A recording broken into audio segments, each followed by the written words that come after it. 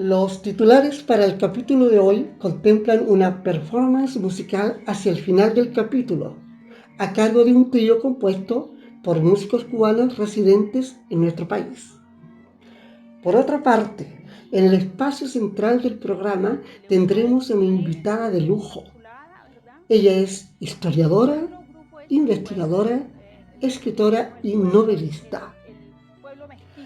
Y para arrancar con la entrega de hoy, compartimos primeramente la sección Lectura Recomendada. La escritora Violeta Cáceres nos comparte un análisis sobre la reciente publicación del escritor Pablo Simonetti titulada Los hombres que no fui.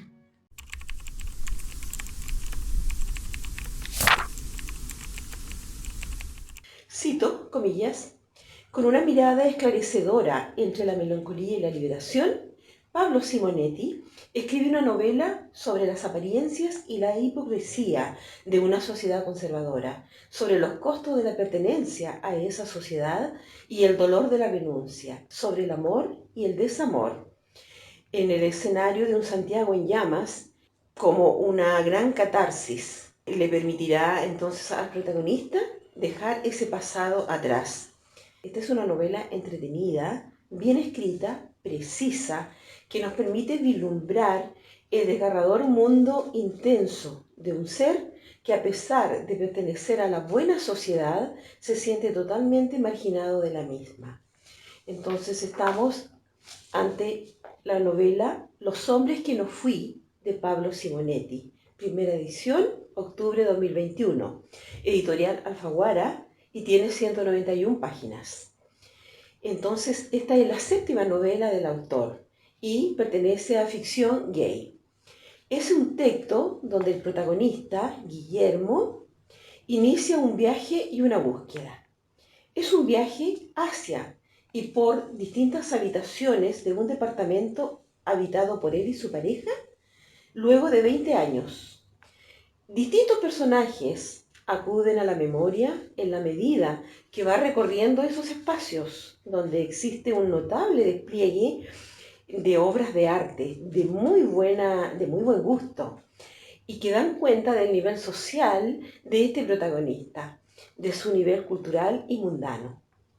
En cada habitación se rememora una etapa, un reencuentro con personas que formaron parte de ese pasado, hombres y mujeres significativos para este protagonista, hasta encontrarse finalmente con su antigua pareja. Este departamento estaba ubicado en pleno centro de Santiago y era conocido como el edificio El Barco.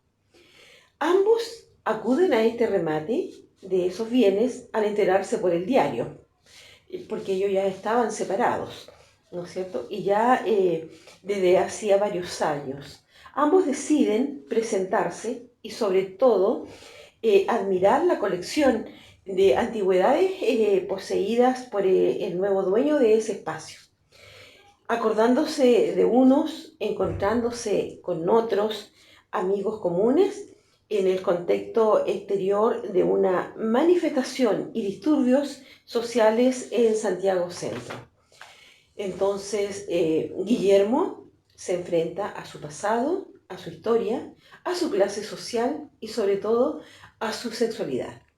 Entonces, esta es la última novela de Pablo Simonetti, una novela, como ya dije, entretenida, una novela que nos muestra este mundo, las vicisitudes de una persona que ha tenido que luchar para, como se dice comúnmente, salir del closet y afrontar todo lo que eso le conllevó socialmente y profesionalmente. Entonces vale la pena leerla, vale la pena detenerse y conocer a esta nueva novela de Pablo Simonetti.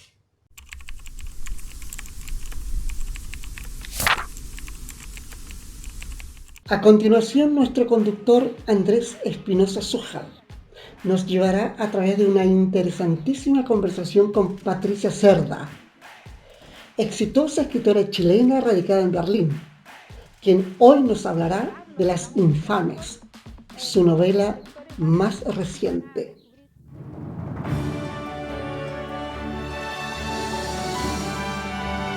Hola, ¿qué tal? ¿Cómo están todos los espectadores de Conversando el Arte? En este primer capítulo de una nueva temporada que sin duda va a estar llena de emociones, de desafíos intelectuales, de propuestas y de empatías que nos van haciendo indagar en el arte, en quienes hacen arte, pero también en cómo nosotros sentimos esta gran herramienta de la humanidad. Y hoy tenemos una gran invitada, tenemos un placer como programa de tener con nosotros a una escritora de novelas históricas esencialmente, que ella vive en Alemania desde 1986, pero nació en Concepción, la tierra donde nace también este programa. Por tanto, es muy emocionante para mí y para nosotros tenerla con este grupo, ¿cierto? Con este panel, con este equipo, conversando sobre su trabajo creativo, pero también conversando sobre cómo fue que desde Concepción terminó siendo hoy una de las escritoras más importantes de nuestro país. Me refiero a Patricia Cerda, que va a venir a conversar hoy principalmente de su último lanzamiento, el libro denominado Las Infames, que tengo aquí en mi poder, un libro muy interesante, muy entretenido, y que ¿cuál vamos a estar hablando hoy? Hola Patricia, ¿cómo estás? Bienvenida. Hola, muy bien, muchas gracias por la invitación. Sí, ahora esta vez desde Concepción. Y claro, lista también para conversar sobre Las Infames, también la tengo aquí la novela, mi última novela que está llegando ahora a las librerías de Chile. Claro, recientemente llegó por estos lados, pero además te quería contar que no vamos a estar solos, sino que nos va a acompañar hoy un lindo panel. Vamos a presentar a Violeta Cáceres, quien es escritora, también intelectual de acá de la zona de Concepción, eh, muy al tanto de todo lo que sucede dentro de la literatura, porque hace además nuestra sección de conversando, o sea, de compartiendo semanalmente lo que son distintos libros, ella los analiza, los comparte y los recomienda. Entonces, estas lecturas semanales son un espacio muy importante de nuestro programa, y va a estar hoy con nosotros conversando contigo. Sin duda tiene mucho que preguntarte, pero además vamos a estar conversando con el poeta Nicolás Barriga, que está por ahí también. Quería saludarles y nada, a ver si tienen algunas palabras iniciales. Bueno, Patricia y nuestro equipo, en realidad es un tremendo gusto tener nuevamente a Patricia con la primicia de su libro, porque realmente cada vez se está escribiendo mejor. Cada vez sus libros son mucho más entretenidos, con una pluma ágil, una pluma ligera que encanta. Así que yo feliz de poder conversar con ella y con ustedes. Gracias. Hola Andrés, Violeta, Hola, un Patricia, ¿qué tal? gustazo. Qué gusto estar con ustedes. Estoy muy feliz y muy expectante de este reencuentro con Patricia, sobre todo porque nos tiene acostumbrados y acostumbradas a conversaciones muy interesantes y muy profundas. En la ocasión anterior que tuvimos el tiempo de poder conversar contigo, muchas de tus frases quedaron dando vuelta en nuestros corazones, imaginaciones y sueños y tengo la sensación de que este nuevo capítulo tuyo viene con algunas sorpresas todavía más insólitas y sobre todo lo lindo es que estés acá en tu tierra y que podamos estar aquí compartiendo. Así que es un placer estar contigo, Patricia. Bueno, lo mismo para mí, muy contenta de estar con ustedes. Bueno, Me vamos a siento comenzar. como en mi casa. Excelente, esa es la idea. Vamos a comenzar entonces, Patricia, con una pregunta un poco amplia, pero quería pedirte en realidad que nos pudieras comentar cómo es este periplo desde Concepción hasta Las Infames. Ah, mira, bueno, este periplo comienza con, yo diría, con Mestiza, cuando yo escribí esa ficción que habla sobre los inicios de nuestra cultura, ¿verdad? Y yo quería que fuera una mujer la que habla y lo que le pasa a ella le pasa al Reino de Chile. Entonces, esa novela está ambientada en el siglo XVII y después yo escribí otras novelas ambientadas en el siglo XIX, ¿verdad? Rugiendas, en el siglo XX, Violetín y Nicanor, pero me faltaba el siglo XVIII, que yo considero que es muy importante porque es el siglo en que se está preparando, digamos así, Chile, la cultura chilena para la emancipación.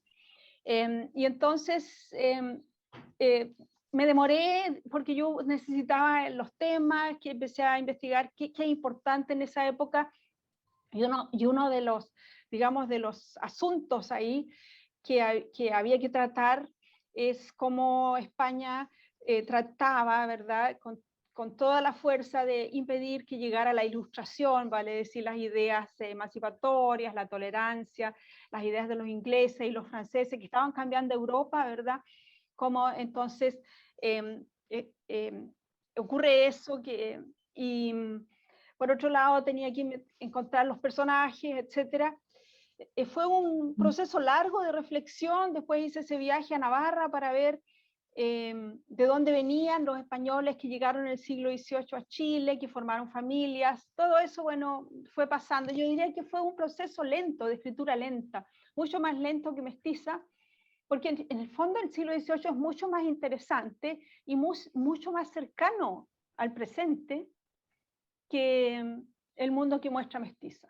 Que bueno, que también está presente, porque la guerra de Arauco no se ha acabado, digámoslo así, a grandes rasgos. Oye, Patricia, pero justamente esta novela tiene algo en particular, al menos que para mí fue muy interesante de ver a través de tu narrativa, fue el tema del feminismo en esta época. Y me parece que también dentro de tu trabajo está un motor de visibilizar, ¿cierto?, lo que ha sido la mujer en la historia y cómo también en esa época las medidas del Estado central español trataba justamente de imponer un patriarcado muy fuerte. Sí, sí.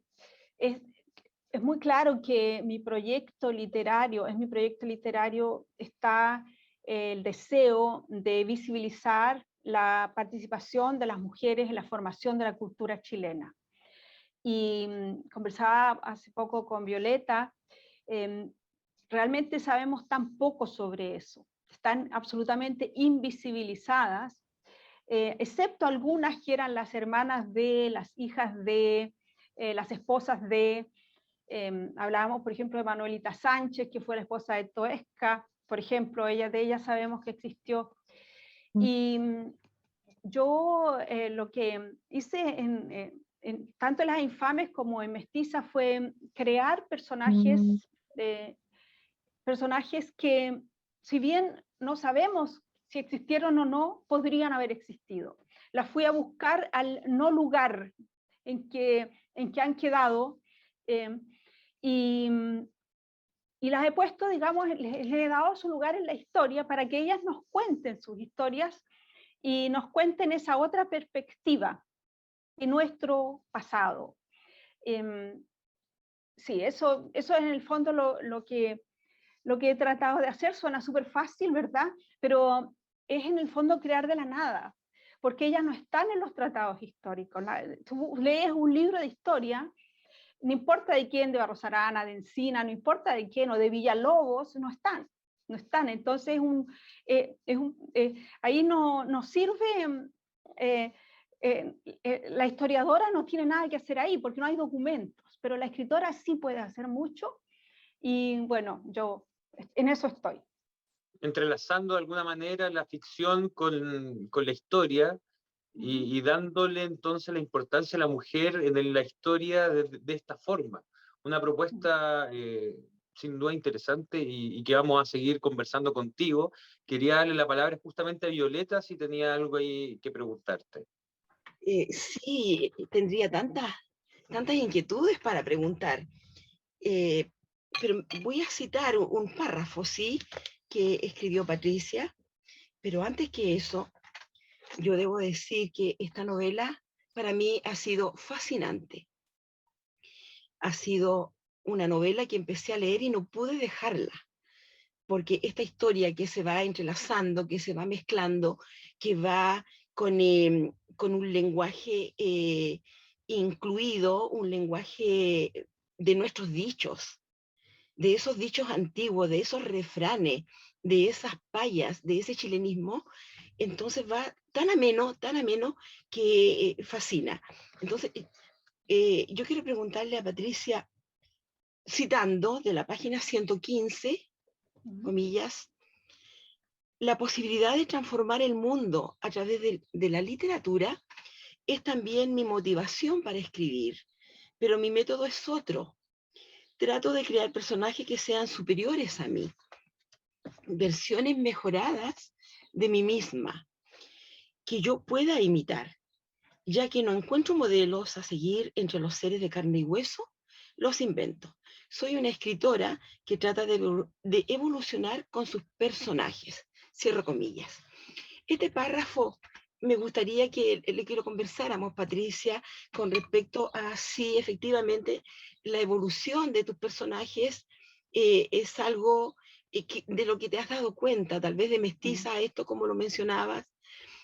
Hay un desarrollo, porque hay aquí una pluma muy ágil y ligera, que como que vuela esta pluma en esta escritura. Bueno, aquí hay dos preguntas, Violeta. Una está eso que dice Serena, ¿verdad? Que ella evoluciona con los personajes, y te cuento que, bueno, yo creo que todos lo sabemos, que Serena es una suerte de otro yo, ¿verdad? Sí. Yo lo utilizo mucho, ese narrador, personaje, lo utilizo prácticamente en todas mis novelas. En algunas está más presente que en otras, pero nunca está tan presente como en Las Infames. Está ahí. Y ese crear personajes femeninos fuertes, lúcidos, también contradictorios, ¿verdad? Pero interesantes, que atrapan al lector. Yo es un descubrimiento mío. O sea, yo eso primero lo hago intuitivamente, pero llega un momento en que yo me pregunto, bueno, ¿y por qué yo hago esto? Y me doy cuenta de que es en el fondo para evolucionar, porque eso realmente ha ocurrido. Yo veo eso. Yo hace 10 años que estoy escribiendo, yo veo una cierta evolución en mí, que es una evolución más bien integral, no solamente del estilo, sino que en general, de la personalidad. E incluso en la novela está la pregunta: ¿ha cambiado mi personalidad? El que escribo, está la pregunta, ¿verdad? Cuando ella está en la isla de Pascua, en Rapa Nui, le hacen esa pregunta. Y esa es una pregunta en el fondo que me hago yo, y yo creo que es una pregunta que nos hacemos los escritores. Y es difícil que los críticos literarios hablen de eso, porque es algo muy íntimo y es algo que solamente lo sabe el escritor o la escritora. Por otro lado está el tema que tú dices de cómo, si va evolucionando el estilo, sin duda. Sin duda que va evolucionando el oficio. Es como, por ejemplo, cuando tú aprendes a bailar, a lo mejor tienes talento, bailas bien, pero si estás bailando después todos los sábados y ejercitándote, ponte tú que sean los pasos del tango, después, bueno, te sale el 8 adelante y hacia atrás, pero sin ningún problema, y etcétera, claro. Y eso te da también mucha seguridad. Es una cosa como que se retroalimenta. Están los dos elementos, diría yo, presentes en Las Infames. Gracias. Es parte de tu estilo, por tanto, incorporar este personaje que es un reflejo tuyo, que también es una manera de posicionarte a ti misma dentro de la historia, pero además es una suerte de desahogo, me imagino, también personal. Entonces aquí la experiencia narrativa tiene una arista histórica, una arista emotiva, también reflexiva desde lo personal e íntimo. Entonces, además incorpora distintos planos interpretativos de la novela, y eso me parece muy interesante. Vamos a conversar entonces, a esperar la pregunta de nuestro querido amigo, poeta, escritor y sabio, me atrevería a decir también Nicolás Barría. Me parece fascinante el tema de la evolución de los personajes. Creo que hay algo ahí también que en el caso de Patricia y quizás podría también complementar la pregunta de Violeta respecto de la intuición, porque tú trabajas sobre superficies históricas, digamos, estudiadas con exhaustividad, haces viajes, recorres, buscas las raíces de las cosas que ocurrieron y luego respecto de eso empieza a ocurrir también un trance por esos intersticios, esos espacios, digamos, de potencia creativa que me imagino también tendrán mucho de sorpresa para ti y de misterio, de velado, Ujú, en el trayecto de ir encontrando esas nuevas escenas o esos ujú, pensamientos, y en ese también yo diría, en ese espejismo del yo que empieza en algún sentido, digamos, parecido al mundo de los sueños, donde uno de repente a veces en el sueño uno es uno mismo o una misma, pero a veces no. Y me gustaría digamos, tomar la pregunta de Violeta y llevarla a este espacio de cómo la historiadora Patricia empieza a develar y a descubrir estos caminos o estos pasajes o estos pasadizos desde donde aparecen recuerdos creados. Es como recordar el futuro, ¿no? ujú. Bueno, quizás sea bueno decir para los que nos escuchan que esta novela, Las Infames, está construida desde dos tiempos y con dos personajes que se van alternando. En el fondo tiene dos narradoras. Una narradora en el siglo XVIII, que es Mabel, ¿verdad? Que escribe poco antes del fin de su vida, escribe notas porque quiere dejar contar la experiencia de su vida, en el fondo también a sus hijas adoptivas, a sus nietas, etcétera, pensando incluso en que pronto va a ser fundada la República de Chile y se tiene que saber qué pasó, lo duro que fue el siglo XVIII, lo duro que fue crecer intelectualmente, lo que costaba irse contra la Inquisición, todas esas cosas. Por otro lado está Serena, que ha encontrado las notas de Mabel en un negocio de antigüedades en la Plaza Italia, ¿verdad? Y esto la ha motivado a ella a ir a Navarra a investigar sobre el tiempo de que habla Mabel, porque ella creció en la casa de los Larraín. Ella fue adoptada por una mujer de la casa Larraín, y entonces va a Navarra a investigar y ver de dónde viene esta gente. Eso es un... Y entonces, en el fondo, la novela es la bitácora de una novela. La novela es la bitácora de la novela que quiere escribir Serena sobre Mabel. Esa es, digamos, el formato. Y sí, bueno, ahí yo me desdoblé, diría, ya ahora respondiendo a tu pregunta, yo me desdoblé en estos dos personajes. Eso es un poco lo que me pasó. Entonces, un poco estoy en el siglo XVIII y me identifico con Mabel pensando cómo habrá sido para una mujer que, que tiene interés de evolucionar, de ser letrada, de leer, etcétera, y no puede porque es tan difícil. Y te cuento que para inspirarme leí a Sor Juana Inés de la Cruz, por ejemplo, que ella, bueno, ella es sí de fines del 17, ¿verdad? Pero igual, o sea, es una tremenda fuente de inspiración. Yo creo que ella es nuestra, no sé, es nuestra madre, tenemos ahí un tremendo modelo con ella. Y también leí a Sor Teresa de Jesús.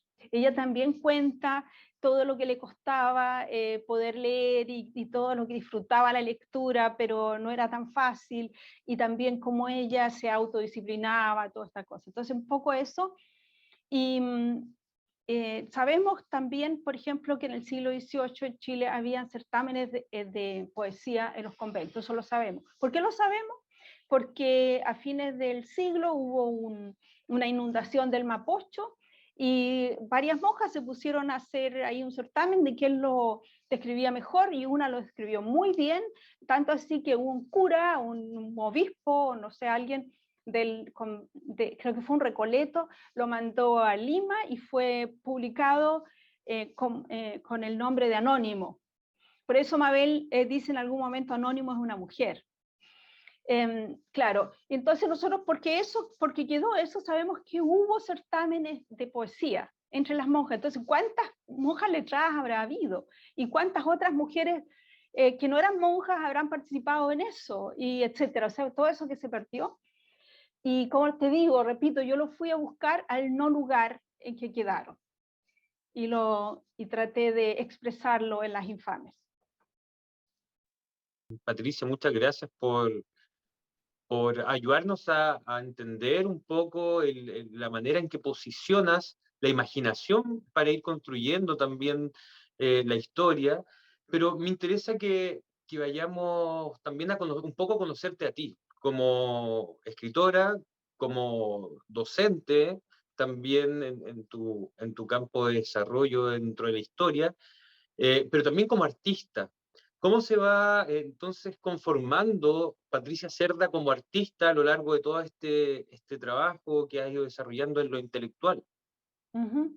Yo creo que el motor es la curiosidad, por una parte, por otra parte el deseo de compartir mi interpretación, mis investigaciones, mis intuiciones con las personas que comparten mi misma cultura, que son ustedes, que son los lectores, ¿verdad?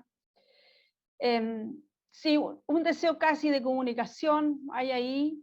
Sí, hay un motor que me mueve, que es bien fuerte y que muchas veces ni yo misma lo comprendo, tengo que decir, pero que cuando está ahí, o sea, de repente, yo tengo muchos momentos de entusiasmo cuando estoy escribiendo y esos entusiasmos son momentos en que yo estoy muy sola, si tú quieres, porque la creatividad que, implica la soledad, la tranquilidad, el silencio, ¿verdad?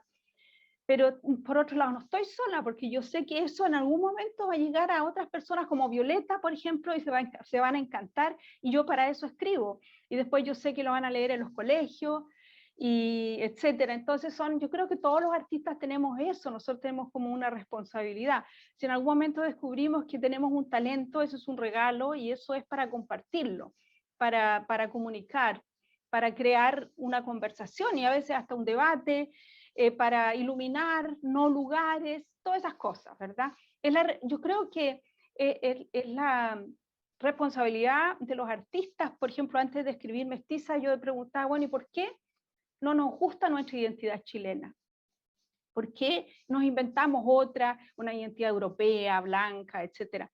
¿Por qué no nos gusta ser mestizos? Bueno, porque no han habido escritores, poetas o no sé, artistas que hayan mostrado eso de una manera positiva. Y claro, eso fue una de las razones por las que escribí Mestiza, y yo creo que es una de las razones por las que siguen cantando. Y así. Quería hablar sobre el nombre de la novela, Las Infames.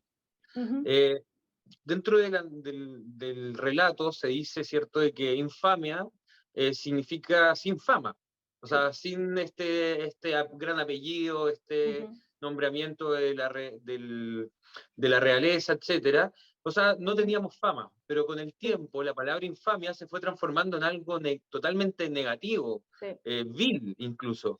Maldad.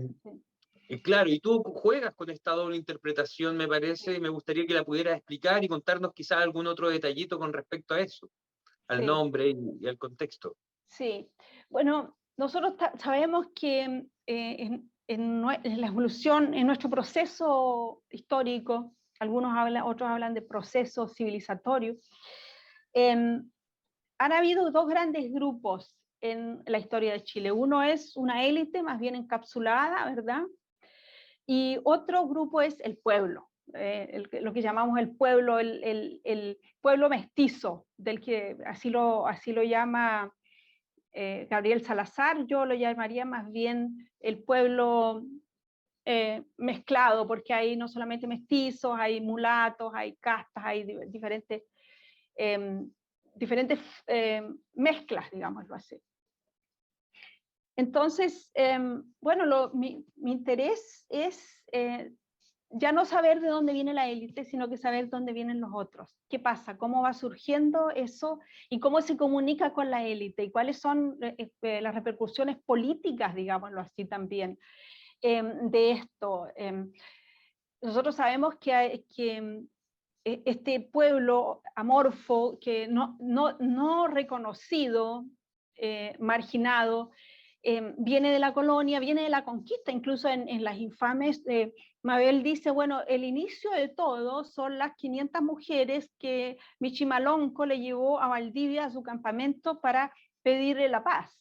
Y de ahí vienen los niñitos patipelados que andaban dando vueltas en la plaza de armas, ya de 10 años después de la conquista, y esos son los verdaderos chilenos, los primeros chilenos, digámoslo así.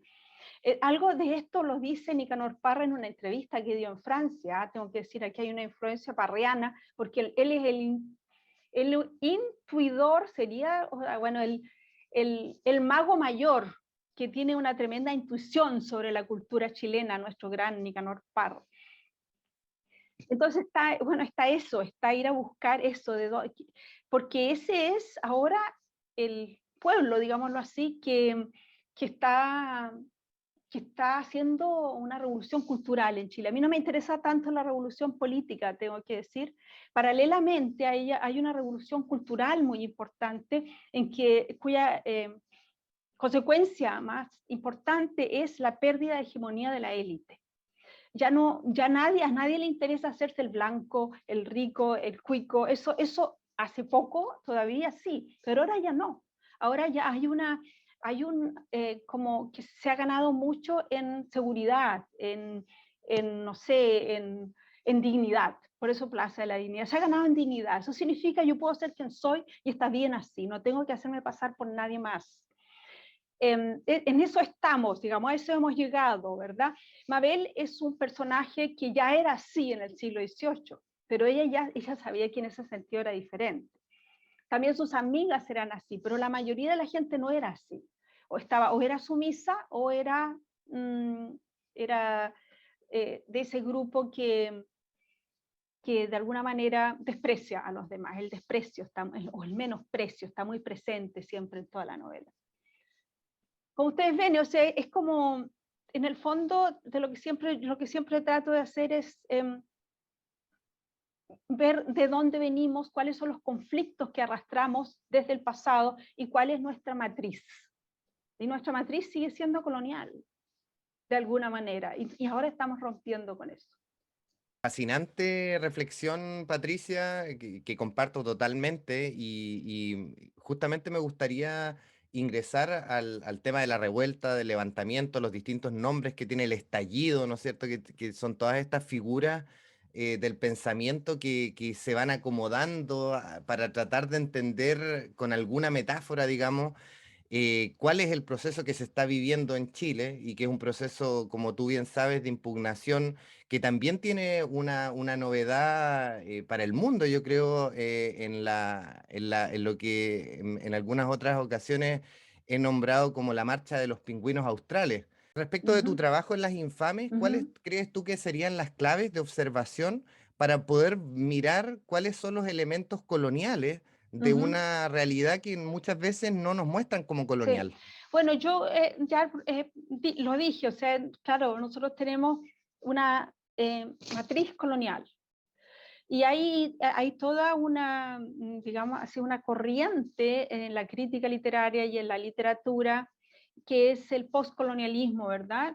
Realmente yo considero que en América Latina se ha trabajado poco en esa dirección. Hay excelentes escritores africanos, por ejemplo, y también en la India hay el mismo Salman Rushdie está muy en esa línea, ¿verdad? Eso es una corriente que ha tenido pocos escultores, digámoslo así, y yo me considero una cultora de esa línea literaria, del postcolonialismo. Yo digo que Mestiza es una visión femenina y feminista del colonialismo, y yo diría que Las Infames lo mismo, ¿verdad? Incluso más que Mestiza casi, porque Mabel es mucho más contestataria que Doña Marina o Animayén, porque ya estamos más avanzados, ya estamos más maduros, todavía en la niñez, digámoslo así, tomando la perspectiva de Kant, que dice que la ilustración es salir de la minoría de edad, ¿verdad? Mabel está más cerca de eso. Yo diría que en el siglo XIX, si yo creo un personaje literario, por ejemplo, Carmen Arriagada, que es del siglo XIX, está más cerca de eso también. Carmen Arriagada era seguramente la mujer más culta de Chile, y quizás la más culta de América Latina de su tiempo. Y bueno, para qué decir Violeta Parra, una tremenda adelantada, ella es una adelantada, nosotros todavía no somos sus contemporáneos. Entonces siempre estamos tratando de llegar a la mayoría de edad, y yo creo que es como que ya vamos para allá. Ahora, eso yo quiero separarlo muy claramente, esta evolución cultural, diría, quiero separarla muy claramente del espacio político donde no me quiero meter. Yo mi espacio de trabajo es la cultura, quiero decir. Y muchas veces yo digo, ya lo dije hace poco en una entrevista a Cine y Literatura, y a veces pueden quedarse las personas así media... yo digo que yo soy de izquierda para la derecha y de derecha para la izquierda. Con eso quiero decir, yo hago literatura, mi aporte es la cultura. Ahora, no quiero asumir las consecuencias de dar alguna, no sé, algún juicio político, porque este campo, la palabra fluido está muy de moda, ¿verdad? Pero realmente es fluido y no sabemos hacia dónde van a evolucionar las cosas y cuáles son las consecuencias. Pero sí, seguro que hay una consecuencia maravillosa en saber quiénes somos, de dónde venimos, en tener más seguridad de nosotros mismos, en no aceptar hegemonía sobre nosotros, en pedir autonomía, pedir libertad, pedir tolerancia, exigirla y trabajar por ella. En eso creo yo.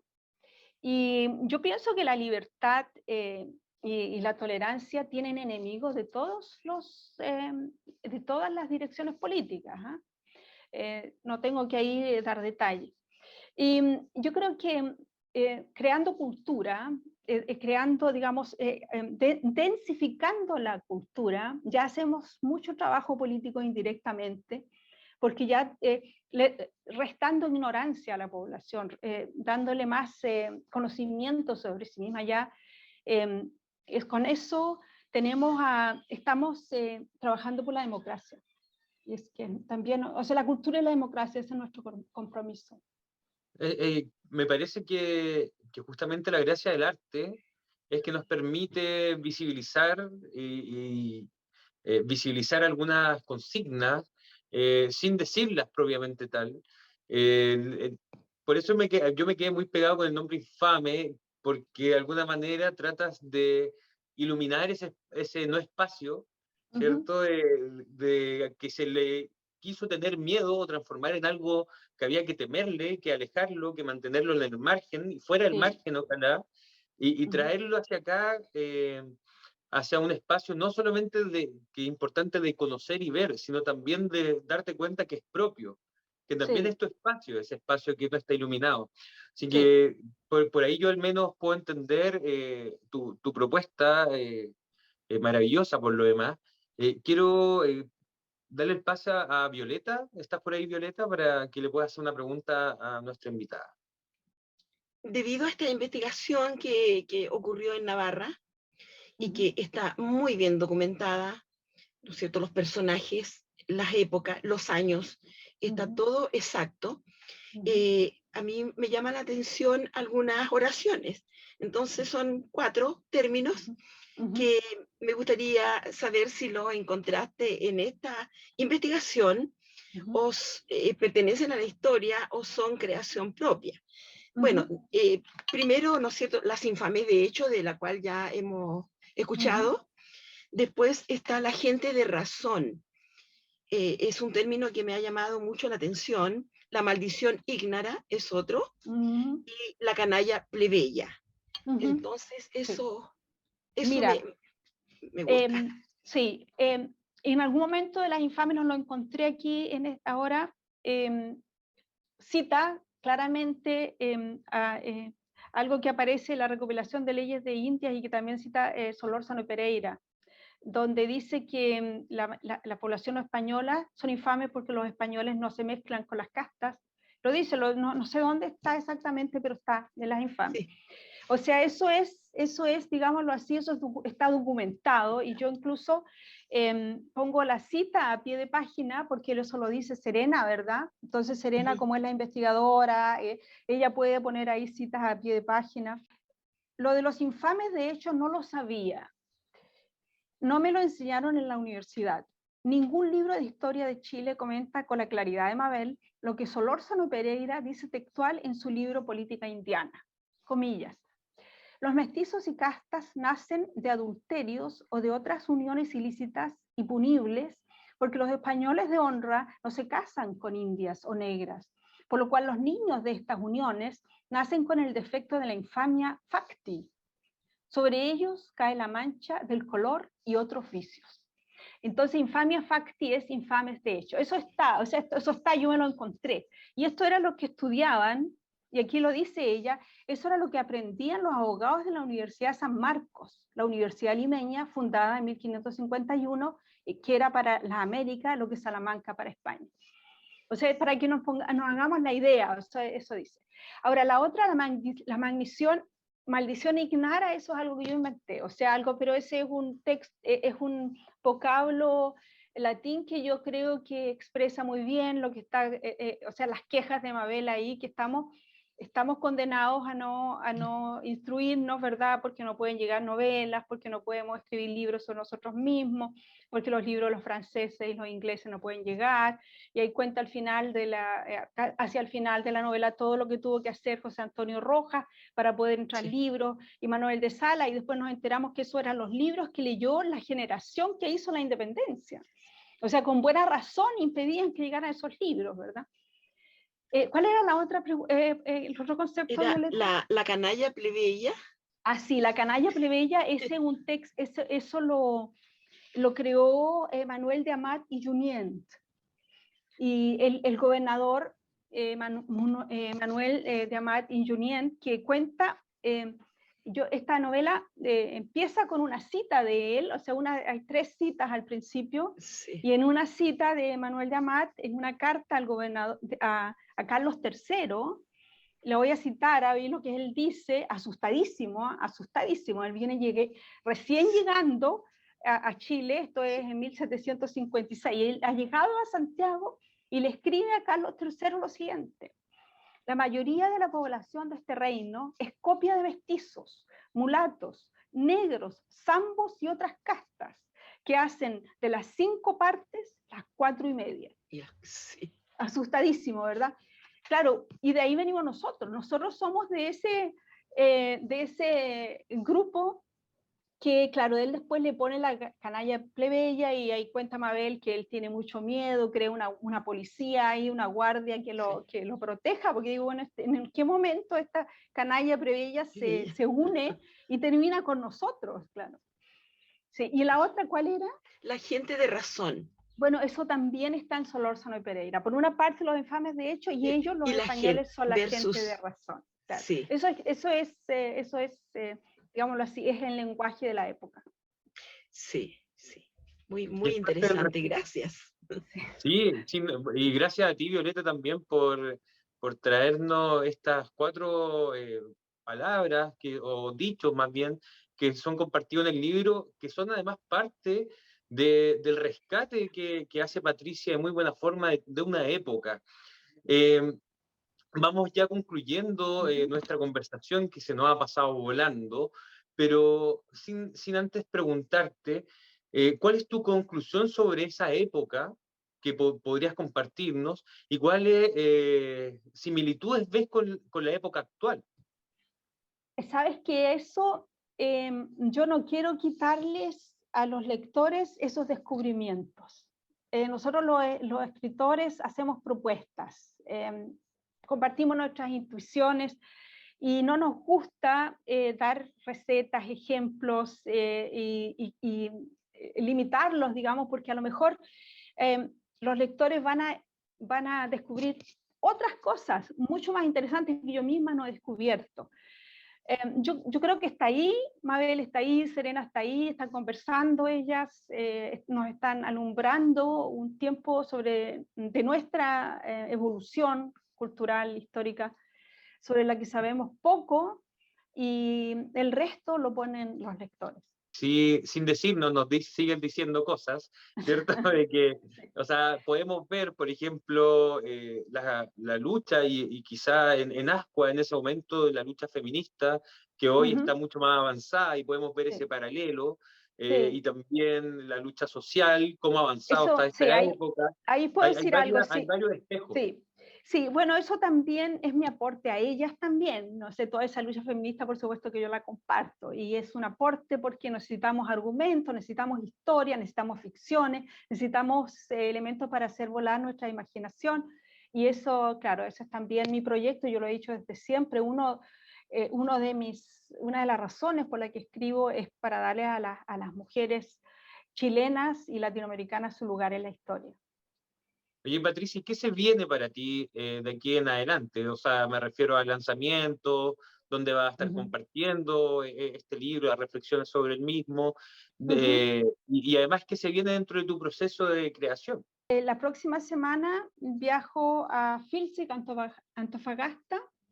Ahí voy a presentar Las Infames y después voy a estar en Santiago y seguramente van a surgir ahí otras posibilidades de compartir la novela. Yo me alegro mucho también de una presentación que voy a hacer en marzo del próximo año en la Casa de América de Madrid, que es un lugar privilegiado, y ahí voy a presentar Mestiza, que en septiembre salió por Ediciones de España, y entonces ya poniendo un pie en España, eso me gusta mucho. Y voy a ver también la posibilidad de que Las Infames también les interese a los españoles. Hay un grupo grande de españoles que tienen una autocrítica muy sana y que les interesa saber cuáles son las perspectivas desde América Latina hacia España.